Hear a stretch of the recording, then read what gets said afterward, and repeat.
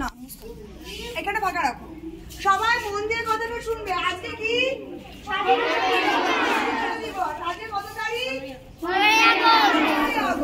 15ই August. আমাদের 78 বছর আগে আমরা এই স্বাধীন যে দিনটা এটা আমরা অর্জন করেছিলাম।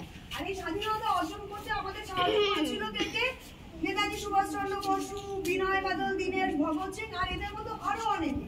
এদেরকে আমরা কি বলি? শহীদ বলি। আর আজকে তাদেরকে মনে করে এই যে আমরা সবাই আজকে একসাথে হয়েছি তাদেরকে সম্মান জানানোর জন্য। কারণ তারা এই যে আজকে তোমরা এই যে স্কুলে আছো, এই যে তোমরা পড়াশোনা করছো, নিজের মতো ঘুরে বেড়াতে পারছো, এই দিনটা তোমাদেরকে দেওয়ার জন্য তারা নিজেদের জীবন দিয়ে দিয়েছিল। সেই কারণে আমরা আজকে সবাই একসাথে হয়ে তাদেরকে সম্মান জানাই, কারণ আমরা আজকে নিজেদের মতো করে ঘোরাফেরা করতে পারছি। 78 বছর আগে আমরা কিন্তু এই রকম ভাবে নিজেদেরকে পেতাম না। তোমাদের যারা দাদু আছে, ঠাকুমা আছে, যাদের বয়স 80 বছর বা 90 বছর, তাদের কাছে তোমরা শুনতে পারো তখন ইংরেজ আমাদের দেশে শাসন করত। আমরা ইংরেজদের বাড়িতে বাসন মাজতাম এবং ইংরেজদের যত রকমের ফাইভ ফরমাস ছিল আমাদের খাটতে হতো। তারা যদি আমাদের খেতে দিত তাহলে আমরা খেতে পারতাম। আমাদের নিজেদের জমি, আমাদের নিজেদের সমস্ত কিছু থাকা সত্ত্বেও আমরা নিজেদের মতো কিছুই উপভোগ করতে পারতাম না। তখন নেতাজি সুভাষচন্দ্র বসুর মতো, ভগৎ সিং এর মতো আরো অনেকে মিলে তারা ঠিক করেছেন না, এটা তো আমাদের দেশ, তাই না? তো এই দেশে তো চলাফেরা করার জন্য, এই দেশে থাকার জন্য আমরা নিজেরাই নিজেদের জন্য সবকিছু ঠিক করব। সেটা অন্য দেশ থেকে কেউ এসে ঠিক করে দেবে না। তখন তারা কি করলো? স্বাধীনতার জন্য তারা যেমন লড়াই করলো, তারা কিন্তু আরো একটা জিনিস করলো, সেটা হলো একটা শিক্ষা প্রতিষ্ঠান বানিয়েছে। কারণ এর আগে যখন ইংরেজ আমাদের দেশে এসেছিল তখন কিন্তু আমাদের দেশে সবাই পড়াশুনো করতো না। তখন পড়াশোনাটা করাটা এতটাই বাধ্যতামূলক ছিল না। যার ভালো লাগতো সে পড়াশুনো করতো, যার ভালো লাগতো না সে পড়াশুনো করতো না। আর এই সুযোগ নিয়ে ইংরেজরা আমাদের দেশকে একটু একটু করে করে পুরোটাই দখল করে নিয়েছিল।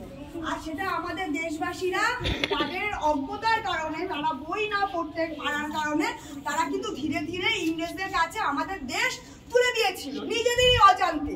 তোমাদের আমরা রোজ স্কুলে আসো, আমরা বকাবকি করি, আমরা তোমাদেরকে খুব কড়াভাবে পড়াশোনা করবার জন্য বাধ্য করি।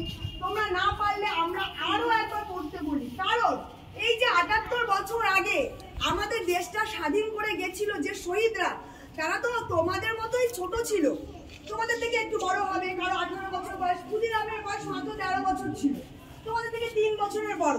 সেও কিন্তু এই স্বাধীনতায় অংশগ্রহণ করেছিল।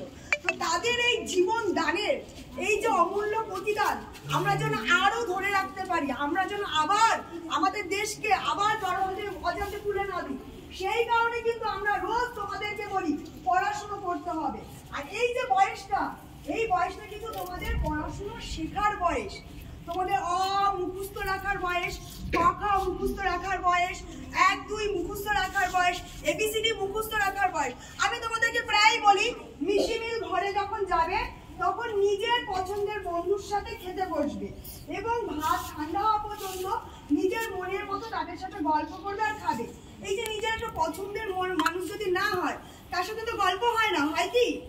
সেই রকমই নিজের পছন্দের মতো যদি অক্ষর পাশাপাশি না বসে তাহলে কিন্তু তার যে অর্থ হয় সে অর্থ কিন্তু বোঝা যায় না। তুমি অয়ের পরে খ লিখে দিলে কিছু কি বোঝা গেল? গেল না। তো তোমাদেরকে আমরা এটা শিখাই তারপরে কাকে বসালে কোন কথাটা হবে এবং সেই কথাটার কি অর্থ হবে। তোমরা হয়তো অতিষ্ঠ হয়ে যাও আমাদের উপরে, আমরা জানি ভালো লাগে না, কেন পড়াশুনো করতে হবে? তোমাদের পড়াশুনো করতে হবে। এই যে দিনটা তোমরা প্রতিটা বছর হাসি মুখে পালন করছো, তোমাদের ছেলে মেয়ে, তার ছেলে মেয়েও যেন এইভাবেই পালন করে যেতে পারে। ঠিক আছে, আজকে আমি আমার এইটুকু সংক্ষিপ্ত বক্তব্য রাখছি। আশা করি তোমরা সহজ কথায় বুঝতে পেরেছো। সবাইকে ধন্যবাদ। জয় হিন্দ, জয় হিন্দ, ভারত মাতা কি জয়। শহীদের রক্ত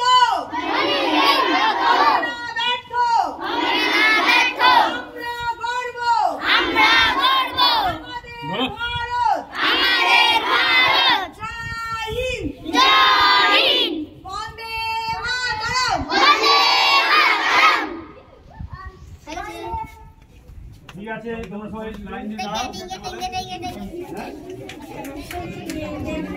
আমার দিকে তো দেখা যা টাকা দেখানো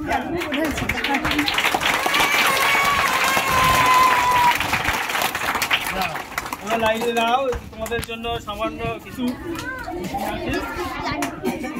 আমার দিকে তো দেখা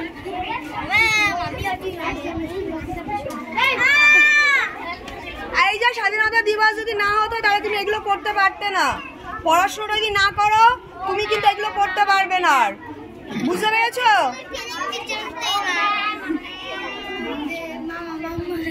আচ্ছা সবাইকে দেখাচ্ছি, সবাই মামা তুমি কিছু বলবে? বলো।